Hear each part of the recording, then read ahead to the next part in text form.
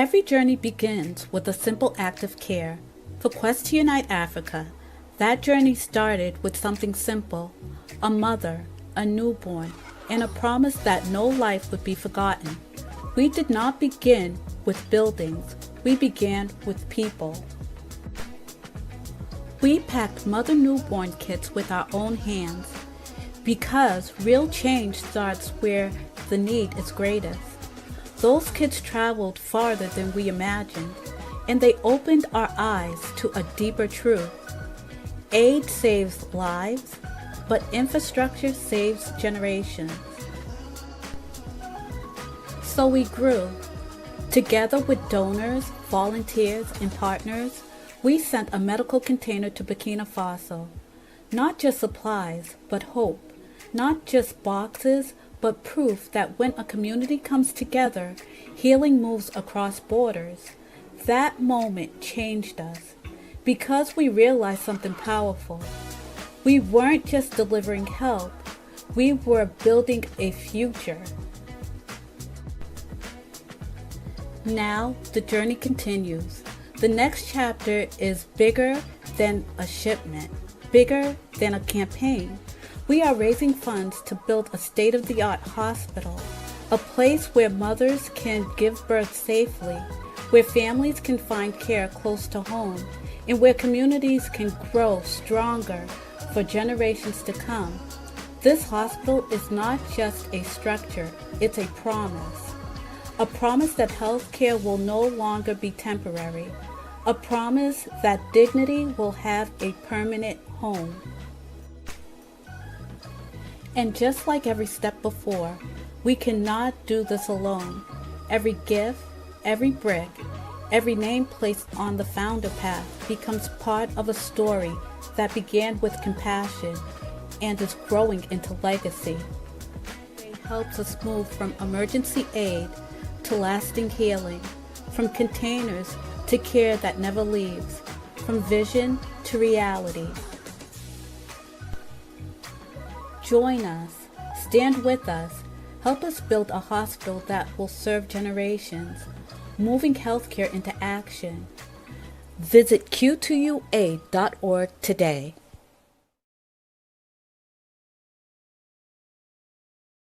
The Rise of Africa, the continent, the diaspora, and BRICS explores the relationships that are affecting the global economy right now.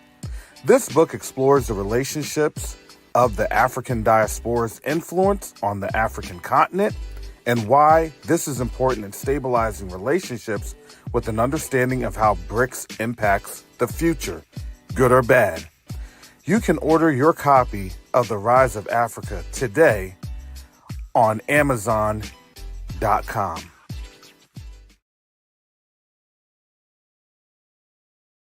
Neo-diplomacy is the new currency. Neo-diplomacy is the new currency.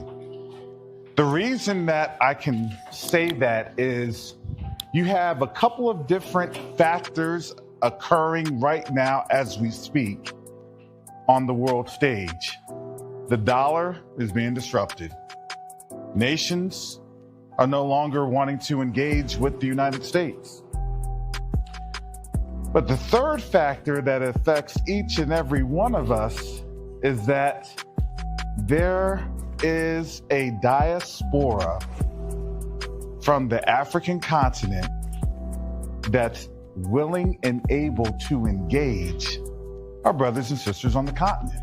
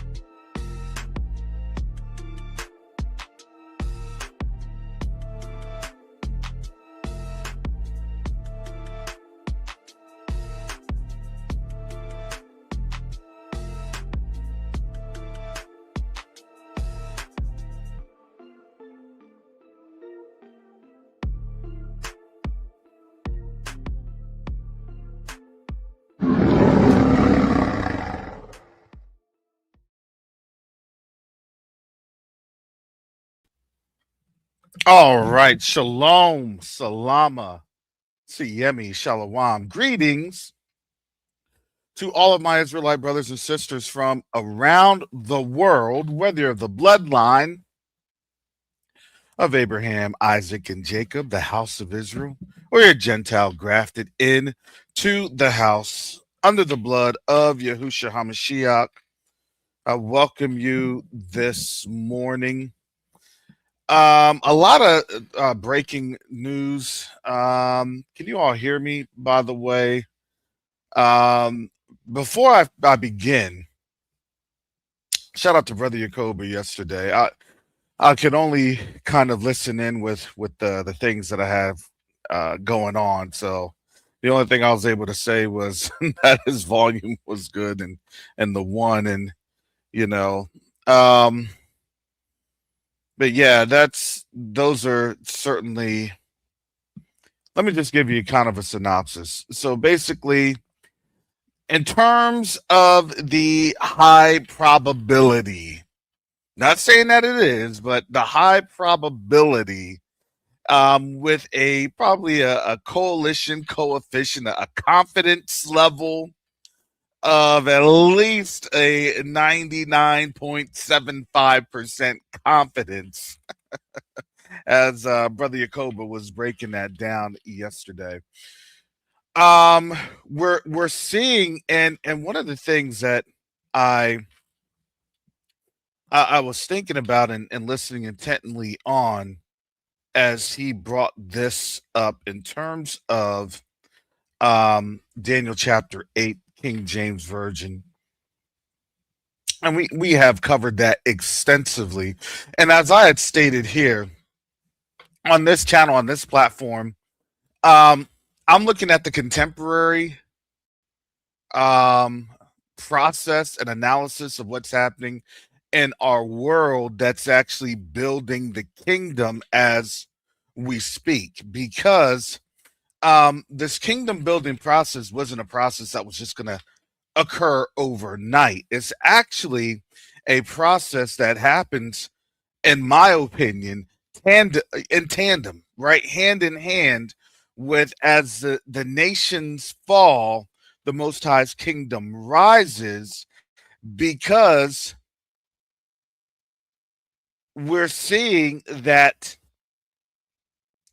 this is the last kingdom. And when I look at this in terms of the last iteration of Babylon, when you start here at Daniel chapter 8, verse 19, and so behold, I'll make thee know what shall be in the last end of the indignation. For at the time appointed, the end shall be. The ram which thou sawest having two horns are the kings of Media and Persia, and the rough goat is the king of Greece. And the great horn that is between his eyes is the first kingdom. Now that being broken, whereas four stood upon it, stood up for it, four kingdoms shall stand up out of the nation, but not in his own power. And in the latter time of their kingdom, this is where Jacoba had picked up, when the transgressors are come to the full, and I would say we could start to see this is the latter time of the kingdom. And I want to come down here to Daniel chapter 8 and verse 25, because this was something that, to me, is, and he shall also stand up against the prince of princes, but he shall be broken without hand. He shall be broken without hand. I want to reiterate this. He shall be broken without hand. Because why? Because just me and my personal thoughts,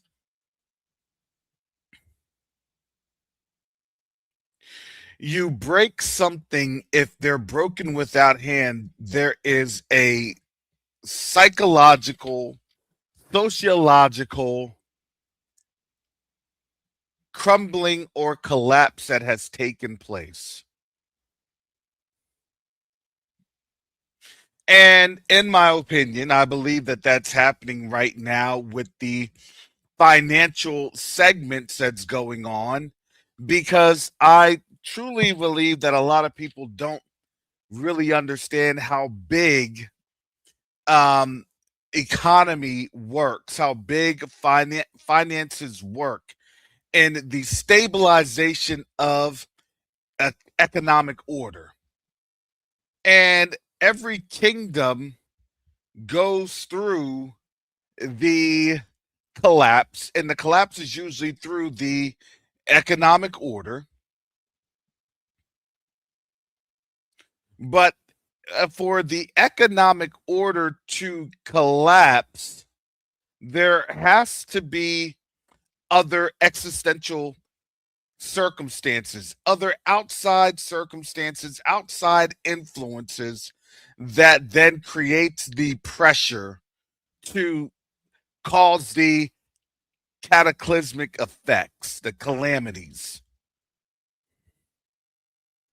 So here's this again, as I stated, the news cycle is now on a really about a 6 to 12 hour news cycle. And as things are mixed in with international policy, there is also a domestic component to that, because these things right here, as I put this link on the chat, this is from the Wall Street Journal. U.S. seized Iran-linked oil tanker in the Indian Ocean. Move comes as Trump keeps economic pressure on Iran amid threats to resume military strikes. And this comes after, according to Trump in his Truth Social, that he was getting ready to strike Iran. And I said this, I said, listen, understand the timing. What he actually did, and I'm going to tell you this, when you actually understand the timing, because we've been here before. We've been here before. This is the same type of quarterly replay that happens. Oh, we're going to do this, we're going to do that. I would really find out what type of, them folks, organizations had issued or ushered some other um, appraisals or other, you know, um, congratulatory remarks of some sort of eschatological titles that are obviously false, but are trying to signify the the righteousness of this age or this occasion. Because again, if you didn't know, they have to bolster the heart. That's the witchcraft right there. Hey, you got it, you could do it, you could do this. And as I had stated a while ago, you're now seeing the prophets of Baal. And boy, oh boy, they don't care. They're going to cut themselves, and they're going to cut and slash whoever they can reach for. Because not too long, just what, not even 3-4 days ago, the remark of getting the GCC nations, particularly UAE, to invade islands, to do the dirty work. You see how that goes? No, thank you. Wait a second. I thought we were in this together. And just going down here, this is from Shelby Holiday, Lara Seligman, and Costas Paris from the Wall Street Journal as of yesterday, 3:30 p.m. They're saying that the U.S. seized an Iran-linked oil tanker in the Indian Ocean overnight, according to 3 U.S. officials, as President Trump threatens to resume military strikes on Iran. So obviously, so it was getting ready to go into the Malacca Strait. So right here, when it's saying that it's getting ready to go into the Malacca Strait, you know that it's more than likely heading for China. And what this actually means, yeah, and here it goes. They are known for shipping Iranian and Russian crude exports to countries like China and India. So you have to understand in this situation of how the same type of calculus is used, especially when it's used amongst the nations on these political pieces. You have an India that's playing the aloof partner with Modi. Oh yeah, well we like the Eastern Mediterranean nation. Oh yeah, well we like the the the the UK and US, all while it's in BRICS. Then why are you still in BRICS? Oh well, it's just regional and things of that nature. So they're playing the geographic game, but don't get it twisted. All of these countries have suffered from some sort of a colonial backlash. And I would even argue that the same could even be said with Russia, with the Bolshevik revolution that actually had been more fomented within Western European halls, particularly the UK. But that's a story for another day. I'll let Brother Asaph speak on that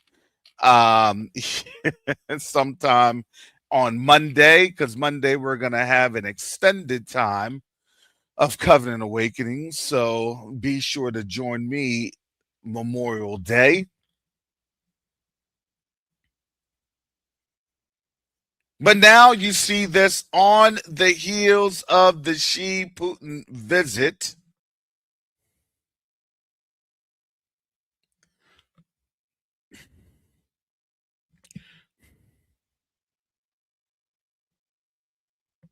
I'm going to go to NPR.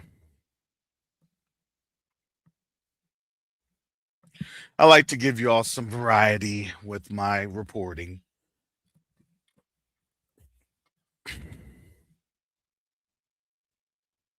Just so you don't say, oh, well, he's just doing this or just doing that. Yeah. Okay. Xi and Putin meet to reaffirm China-Russia ties. Days, not weeks, not months, days. Some could argue hours.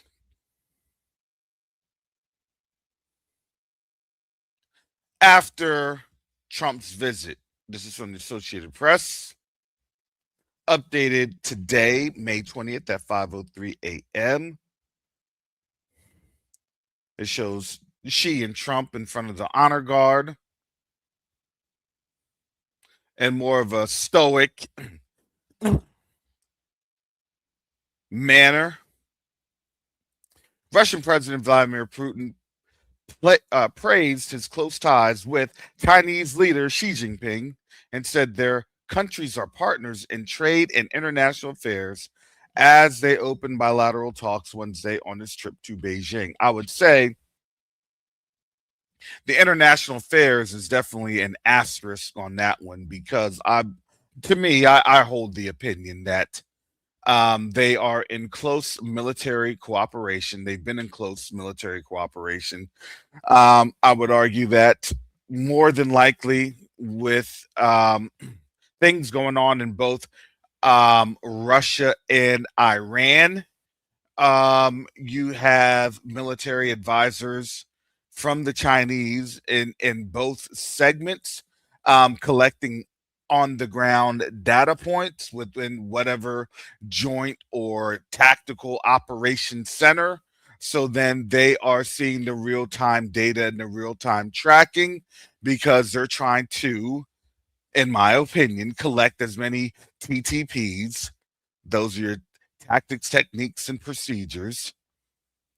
So then they are working on their conditions plans, their conditions operations, so they know how the thought process, the modality of thinking is, as they know that things are going to heat up. And this is the existential component, because they tried to tell you that last week with Nvidia coming through, and she said, we're not going to help you.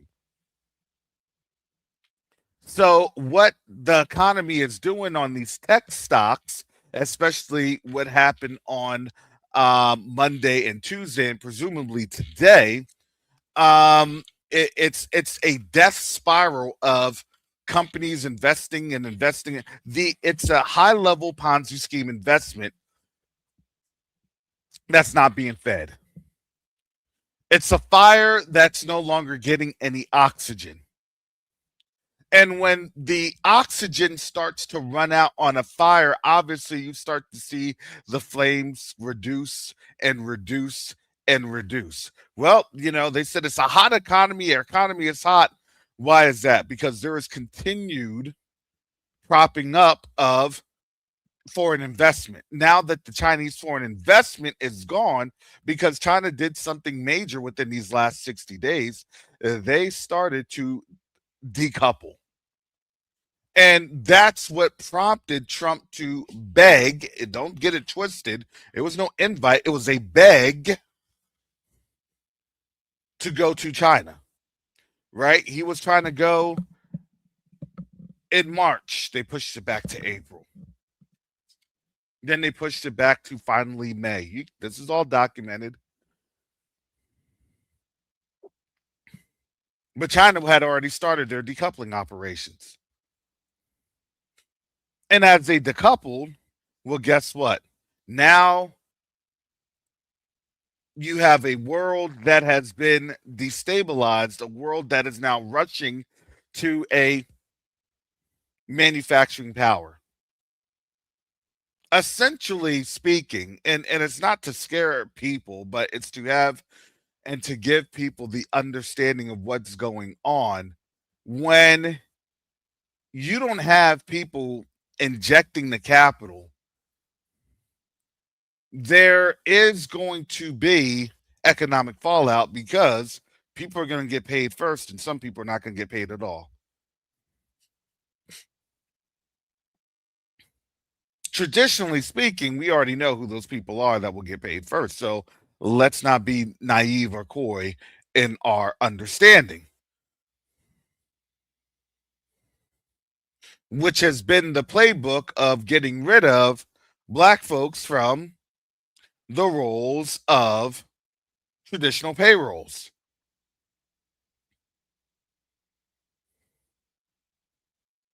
And it hurts me, because I do get the emails of our brothers and sisters saying that they have been laid off for months, for years, that they have been in a struggle. And it's not just that I'm praying for you, but in the background there are things that I'm trying to work on behalf of our team over at Q2UA, because the Most High, he does have a plan, and the plan is awesome. But again, as I tell you about this plan, the attacks are literally happening, and I know that the attacks are happening because it's so close.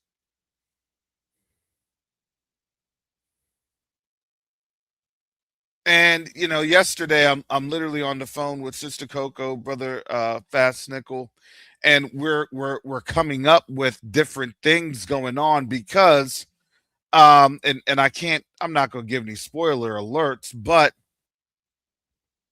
the reality is that we have been given an opportunity to do some very, very major things in some interesting areas and regions. So it's no wonder that things were attacked, and we had to go through these attacks. We went through the attack financially last year with the bank and all this other stuff, and now we're going through a website attack. So there's a workaround that's been introduced, and we should be able to implement this workaround here sometime tomorrow. That it will then be up. My intent is to have it up by next week. But that's what happens. And I had to, it's not to panic, but I had to say, thank you, Father, because we're on a trajectory. That's where the Most High put us at.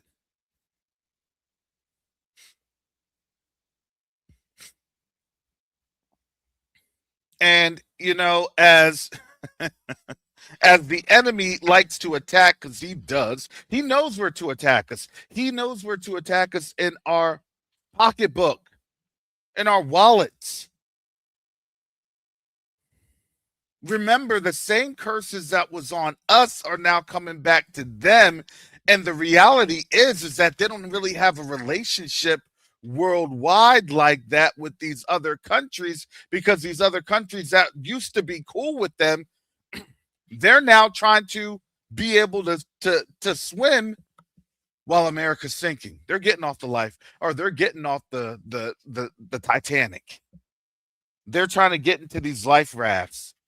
The problem is that the life rafts, in their cases, the life rafts are all made in China.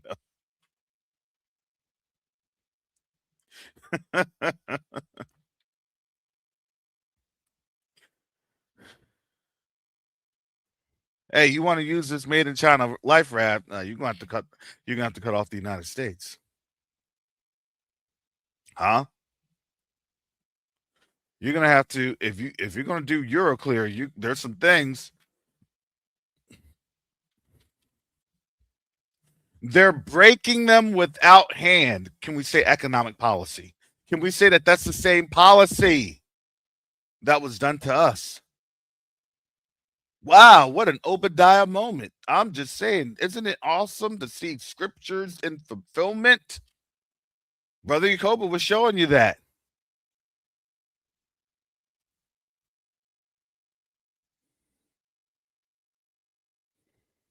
Yes, Mr. G. Yeah, he says not only have they lost their jobs, but many are living in their vehicles, and that's a shame.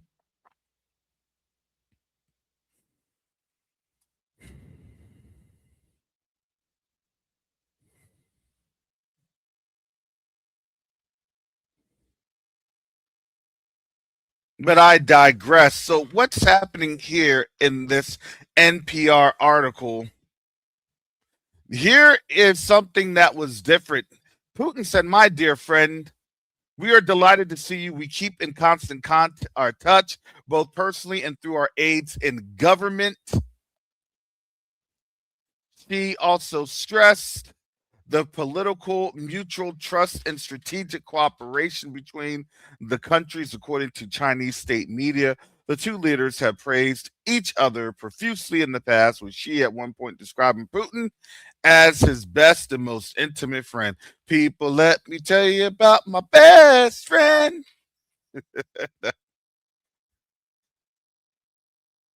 I think people have it wrong, and that's what I was explaining yesterday.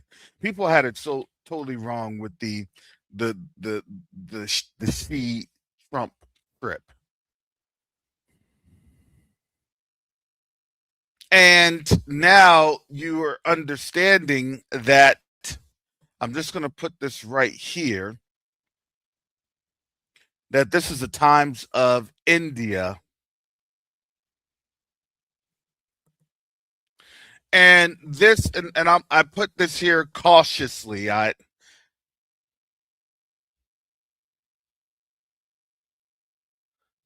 put it here cautiously. Give me a second. I'm having trouble actually sharing the link here.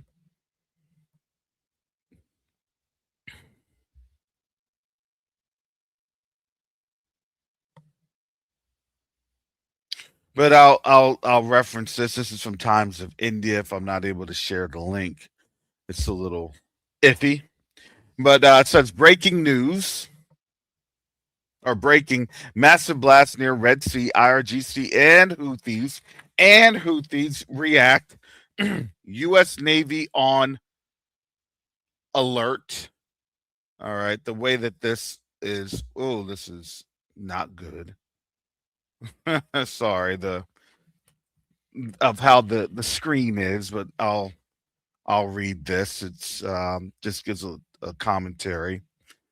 Iranian state, this is from as of yesterday. Iranian state television has reported a massive explosion near the entrance of the Bab al Mandeb Strait, one of the world's most strategically important maritime choke points linking the Red Sea to global shipping routes. According to Iranian media, the blast triggered heightened naval alertness across the region, with Iranian Navy units reportedly deployed from the Makran coast to key Gulf routes.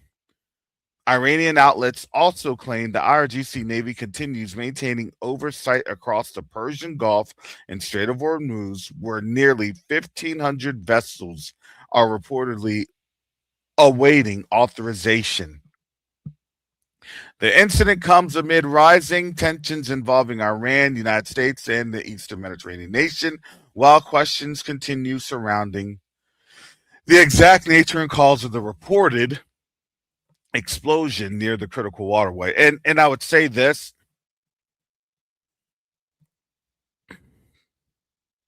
You're not going to see these particular actions per se or hear about it, because the worst thing that they want to do is then have people panic because they still think that the Suez and the Bab al Mandeb are, still good.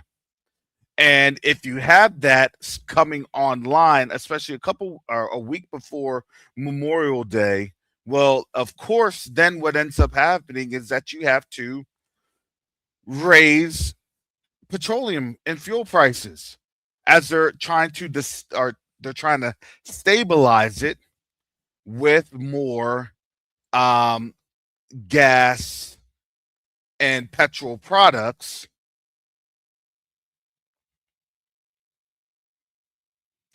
that is helping to drive down the cost of fuel until it goes to levels of extreme, and I say this, levels of extreme economic damage. And don't get it twisted. We're getting to that. They're just trying to delay it, in my opinion. Like I said, they're trying to delay it until, at least deep in the hardest part, or in the deepest part of summer as they can, because then you have an interesting government um shutdown that will start to occur, an interesting collapsing of government that will start to take place. And people don't understand, governments have to be funded, and if the funding then is going to, the projections start to then outweigh the reality, well, then you have a problem. So you have a FIFA World Cup money grab, and in the midst of this, you have a backdrop of global tensions and conflicts and wars. And now in the backyard is this, according to The Hill, from the AP International, a humanitarian aid ship from Mexico docked in Havana as U.S.-Cuba tensions escalate. This is from an Ariel Fernandez and Andrea Rodriguez, May 18th, 2026. And it's showing a ship from Mexico, and that can get there in just a few hours. Going and docking in Havana on May 18th. And so a ship laden with humanitarian aid from the governments of Mexico and Uruguay arrived Monday in Havana to help ease Cuba's spiraling crises. The ship, which departed from a Mexican port, includes personal hygiene items and 1,700 tons of grain, powdered milk, and other food items, according to a statement published by Cuban state media. Cuba's food industry minister, Alberto Lopez Diaz, said the items arrived at a time of great economic hardship, exacerbated by the tightening of the blockade imposed on our country by the United States government. And I just want to caution people, because it's hard for folks to understand when we read Obadiah that the world is literally taking notes, right? Do unto them as they have done unto so many others. Do unto them as they have done. Look, all of these things that's occurring, all of these situations that's happening around, that has happened around the world. It doesn't just happen carte blanche. It doesn't just happen without any type of reprisal.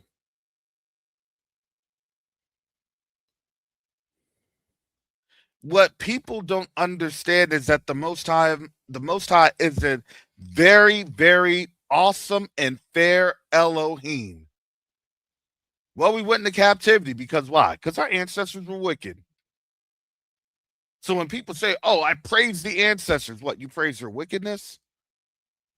Because the only one that deserves praise is Yahuwah through his son Yahushua HaMashiach, who was given to us to be able to navigate these times, these final times of our captivity. And I feel really bad for those people that have slipped in the darkness, because why? Because the struggles and the worries of this life get to people. Oh man, my finances are struggling. You know what? I'm going to change. The Covenant Awakening's going to have a change up.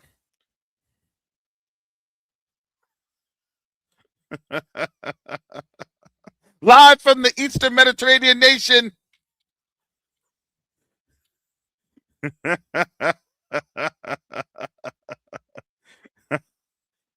Covenant Awakenings had to get his I had to get my change up. Sorry.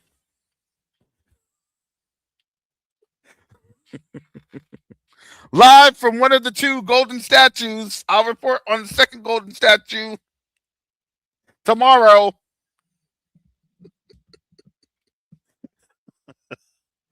Got to get that change up. Sorry, I can't trust the Most High to meet my needs. I can't trust the Most High to walk me through this time of struggle and crisis. I can't trust the Most High to deliver me from the hands of the enemy. I can't trust the Most High to give me the calm and the peace in the middle of the storm. I can't trust that. That's exactly what they've said. I do. I trust the Most High. Now, do I have to breathe a little bit? Thank you, Father. Thank you, Father, for this storm, for this calamity. Thank you, Father, for this witty ideas and inventions. Because why? Because every time that the storm rages, you know what that means? That means that there's a chance that we can glorify him more and more and more. Why? Because the enemy knows that the enemy's time of control over us is limited. Why do you think that the persecution, why do you think that there are look, dark sentences and policy, that also means legal fare, in my opinion, lawfare. How many policies have we had? Well, you are this and that, 1641. Well, we had to really make sure that you understood that you're a slave. We tried to act like you're free. And then, now, we have this. Now you can't really read. And now you can't really. Now you can't vote. And now you can't do. Now we got to go over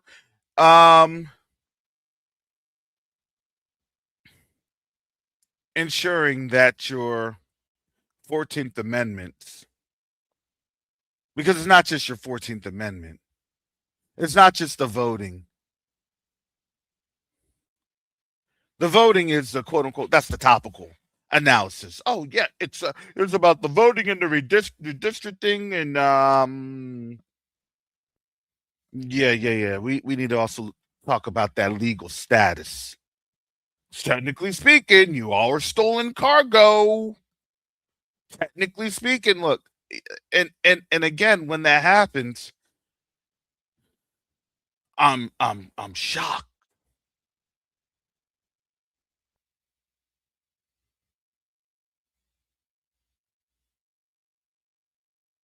I'm shocked.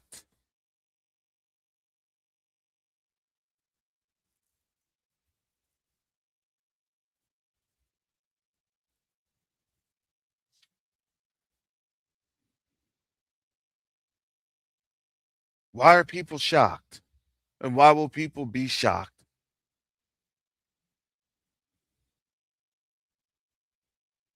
Bingo. Well, yeah, they laid it on out. It was laid out in Project 2025.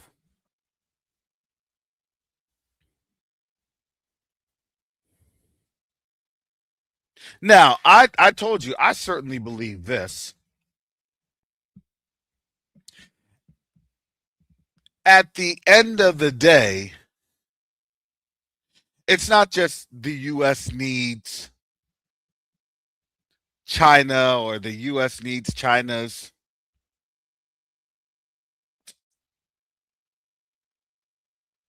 manufacturing capabilities. At the end of the day, and those are a lot of these supply chain logistics. But I say, look, listen, you have to look at more of the downstream operations. You can have China as the face all you want, but a lot of people miss at that very, very, very glaring element that they like to constantly ignore. And I get it. But that element is this.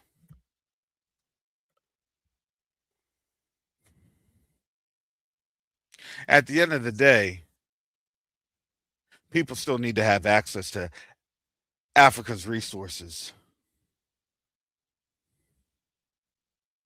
That will never go away.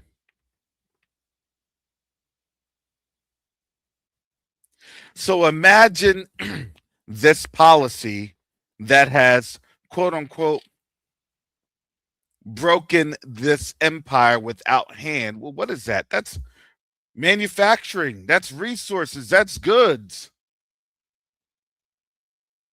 One of the things that, and I was thinking about this yesterday after what was aired by Brother Yacoba, and I was thinking this.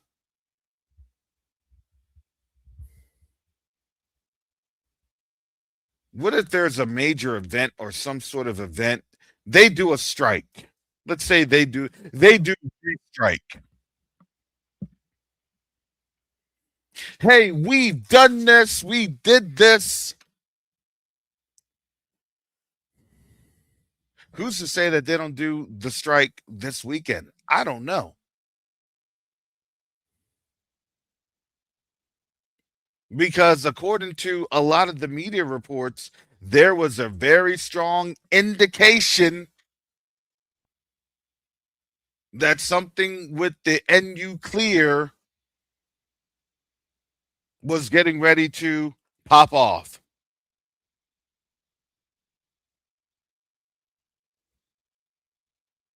But let's just gameplay this. Let's put some game theory into this. Not saying it's going to happen, but I like to do some game theory. Let's just say this.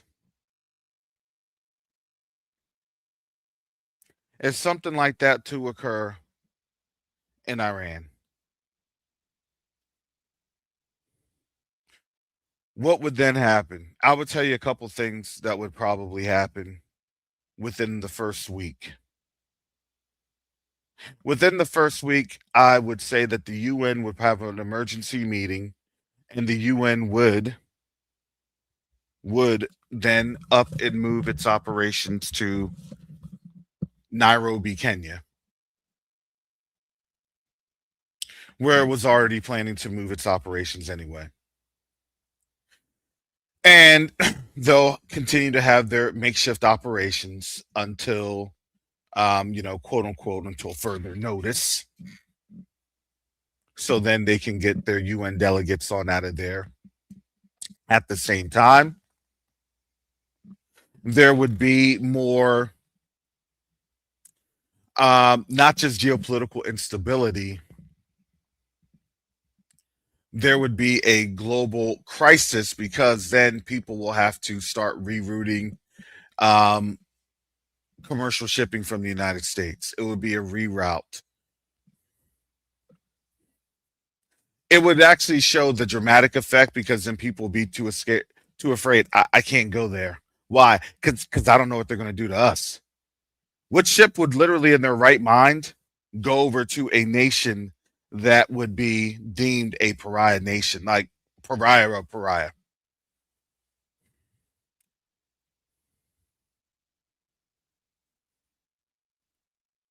From that element, I would say that you would have a constitutional convention, and you would literally have articles of separation being filed by multiple states.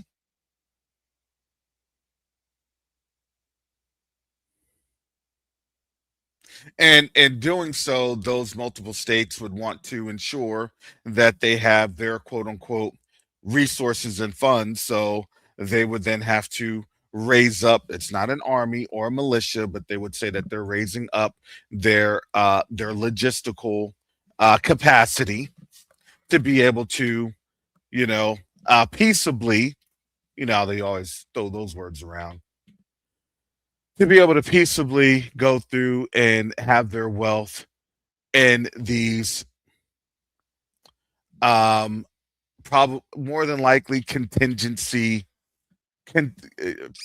administered contingency governments or organizations, basically breakaway states.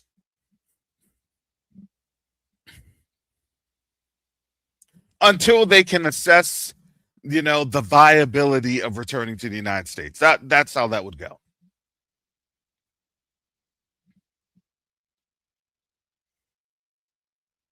From there, obviously, there would be contention that, hey, nobody gets up on out of here. I guarantee you one of the first states that will probably leave would be New Hampshire.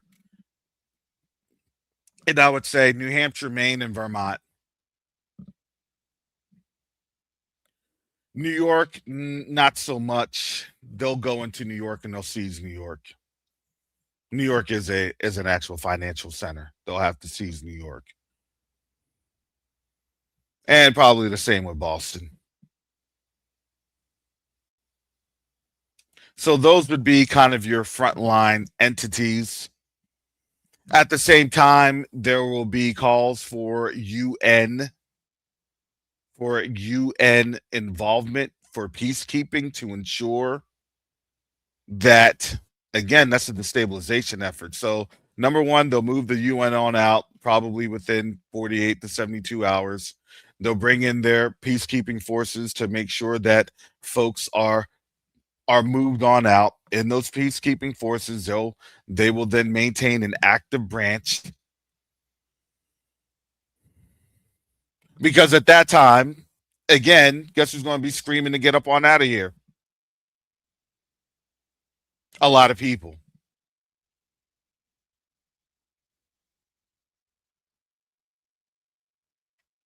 And you got to realize a lot of people are going to be screaming to get up on out of here. They don't have anywhere to go.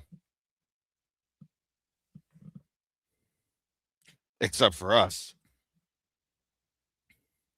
Now, those that want to be FBA and pretending so bad, okay, well, let's see how that happens when food stocks dwindle overnight. Because that'll be an overnight thing. As soon as that happens, mass panic will happen, things of that nature, because people won't know. I got to prepare. I don't know how long this is going to last. I don't know what's going to happen. People are not going to know.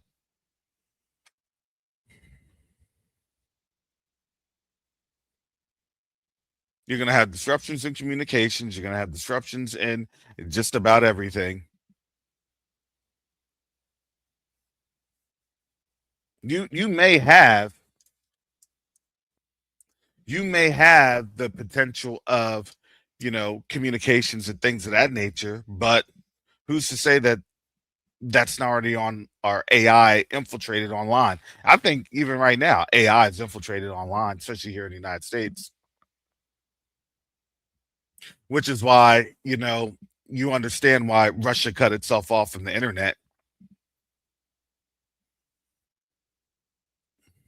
Strong indicator, strong possibility.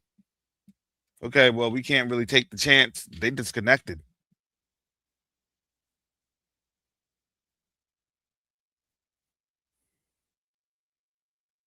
All the whiles, you'll have calls from the African Union being voiced by the UN. Hey, listen, we need to check on our people. We need to work on our people to do what? So corridors can be made. Oh, all of a sudden, people will be talking about the dumb diverses left and right. Well, I'm technically not supposed to be here anyway. Technically, I was stolen goods. I need to go back home.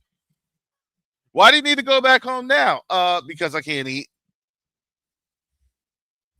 Because I'm starving. Because I'm being persecuted.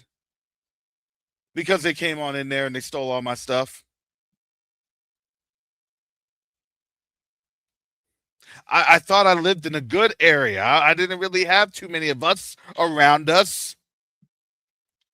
my family. Oh boy.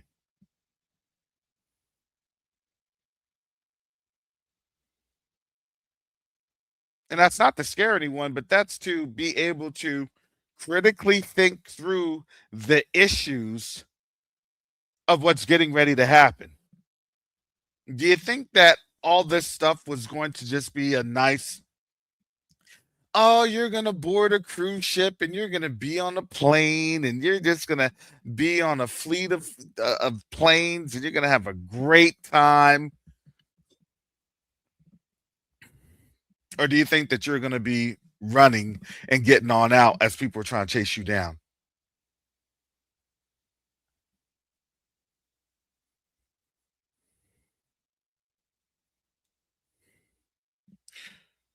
As I told you,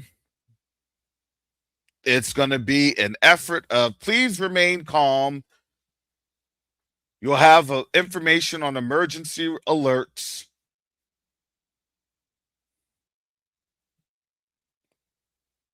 Please coordinate with your emergent or your local government, your state officials.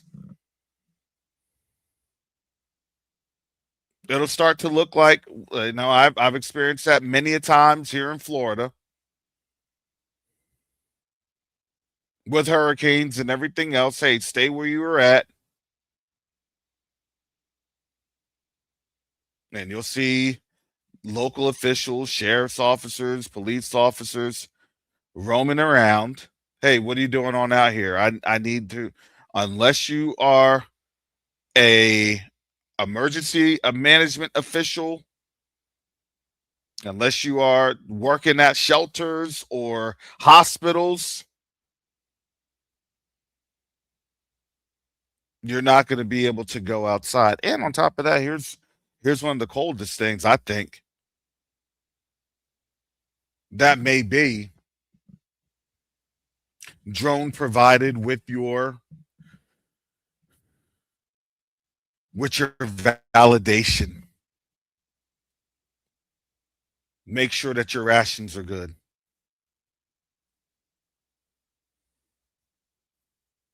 See, a lot of people think that these times, the times of the end, oh, it's just going to be a simple end. I don't think so. Me personally thinking, I don't think so. If it's wrong, hallelujah. Look, I don't think I know everything. I told you I don't know everything. But what I do know is practicality. What I do know is strategy, especially in the military side of the house, because the military follows a political strategy.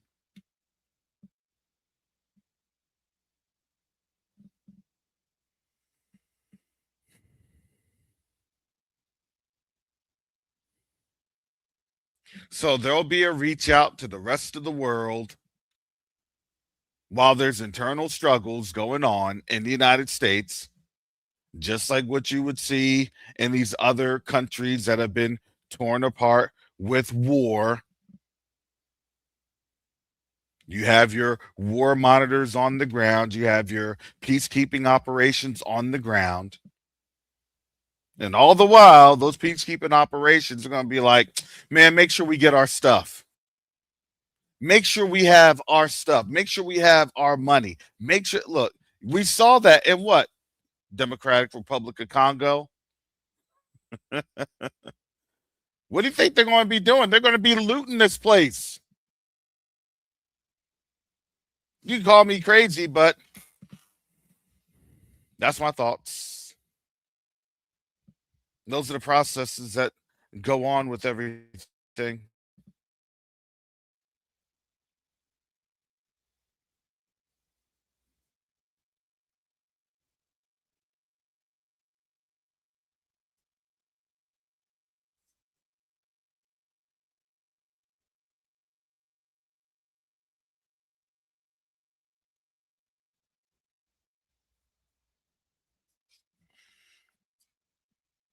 This is supposed to be a sobering reality because if you're not understanding the vice that the Most High is putting on this place, I don't know what to tell you by now.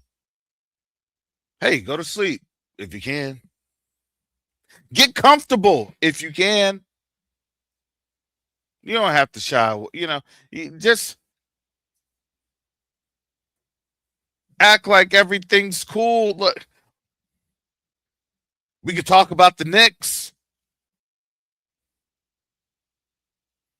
Cleveland Cavaliers game. Oh man, what a comeback. What are you doing for vacation? Oh, you had to scale back your vacation?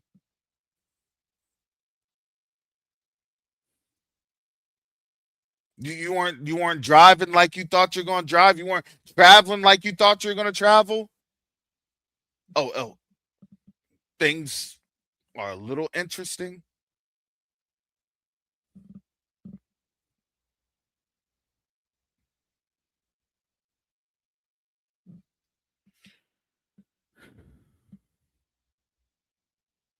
And that's going to be a very interesting position for our people.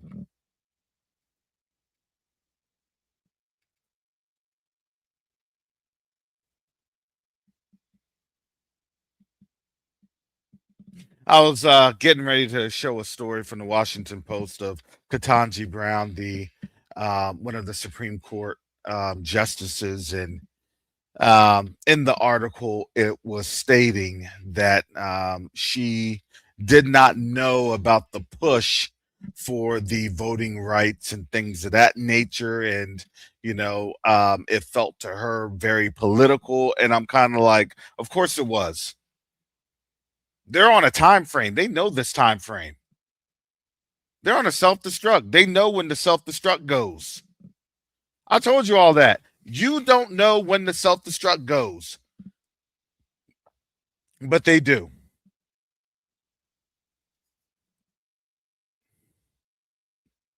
Can you be in fear?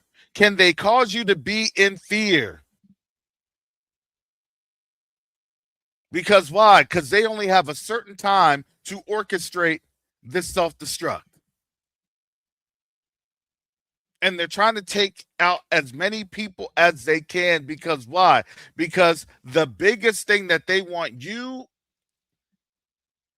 yourselves, your family, those that are around you, to be able to doubt the Most High and have yourself in limbo. If anything, that's when you need to be standing firm and quoting these scriptures. Standing firm and getting in the word. Standing firm and giving the Most High praise. You have to. This is literally survival.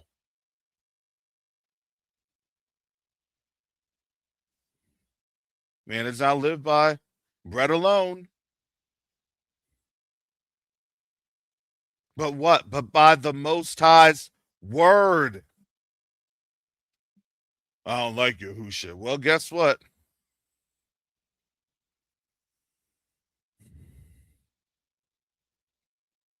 The Most High said, look, for those that call on his name,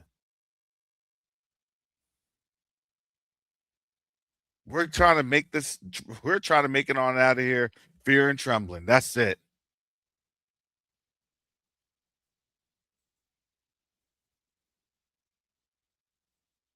And when you do so, the Ruach HaKodesh will lead you and guide you into all truths. And that's the most important thing in the greatest time of deception in human history. You have these articles talking about, well, this and that, and we're going to do this. I've seen articles with a peace treaty, a peace thing, and then an article of, then we're getting ready to hit. I'm like, yeah, Tuesday's peace, Wednesday is you're ramping up. We see this every single day. Or Tuesday, every single week. It goes without fail now. Now it's starting to get stale because now people they're not believing the hype anymore. See, look, here it is. Here's the Wednesday buildup. See, look, there it is. Here's the Wednesday threat. See, look, there it is. Here's the Friday. Anytime. It can happen anytime now.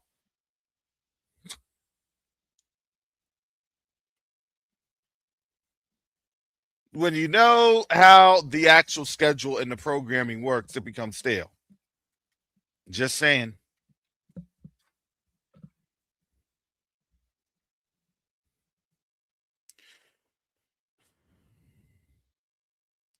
But yes, family, I'm here thanking you all for your support in this time. I'm going to tell you this. I'm honored that the Most High has awakened me for this time, has used me for this time. Being used is not fun. It's the personal struggles is not fun.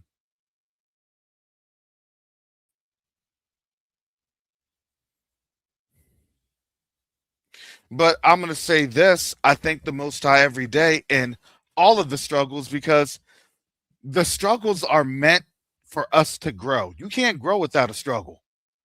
You all know that, right? I tell that to my kids all the time, to my students all the time. You cannot grow without a struggle. That's not how life works. Well, I just want to make it through life. I just want the easy button in life. Do you see what's happening right now? They wanted the easy button, and you get tyrannical order. You get dictatorship. I'm sorry. That's what happens. And then when people do the post-mortem, when people do the post-game interviews and analysis, then they're like, dang, man, we just fell into that dictatorship hook, line, and sinker. Well, That's, I guess, how this empire ended. And yeah, that is. And we'll just shake our heads and just snicker and sneer and what is that? That's what's going to end up happening. And you know the reality is that that's actually what the worst. That's actually what the Most High said that the world was going to do when after Babylon's collapse. Not my words. That's the word. People are just going to shake their head and smack their teeth.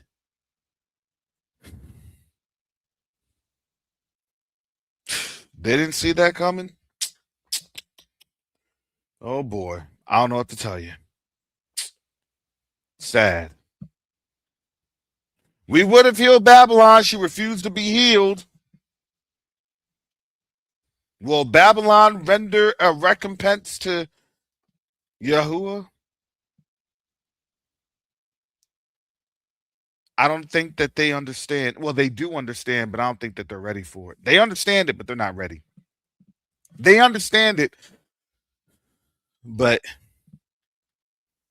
they don't want to accept it.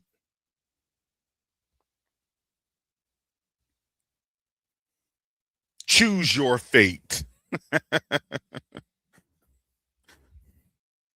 It's like one of those old video games. Choose your fate.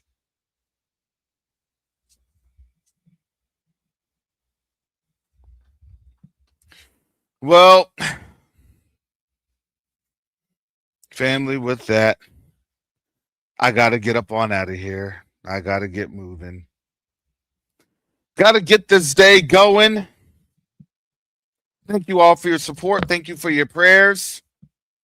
Most High willing, I will be back on tomorrow with some other craziness that you know is coming because we're in a time of crazy.